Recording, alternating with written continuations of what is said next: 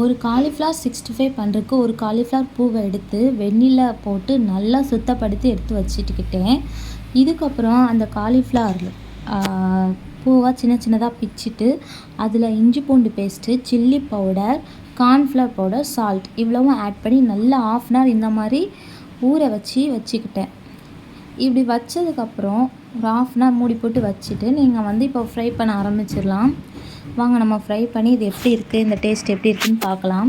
நல்லா ஆயில் காஞ்ச பின்ன நம்ம காலிஃப்ளவர் போட்டு அந்த சலசலப்பு அடங்குற வரைக்கும் நல்லா விட்டு ஃப்ரை பண்ணி எடுத்துட்டு இதில் நம்ம வேறு எதுவுமே ஆட் பண்ண வேண்டாம்.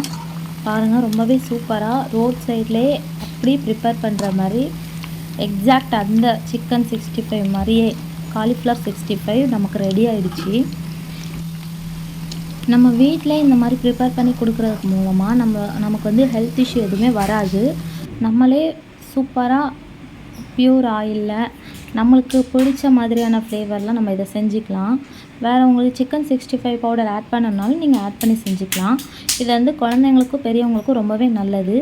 வெளியில் வாங்கி சாப்பிட்றத அவாய்ட் பண்ணுறதுக்கும் சில்ட்ரன்ஸ் அட்ராக்ட் பண்ணுறதுக்கும் இந்த மாதிரி நம்ம சின்ன சின்ன ஸ்நாக்ஸ் ட்ரை பண்ணலாம்.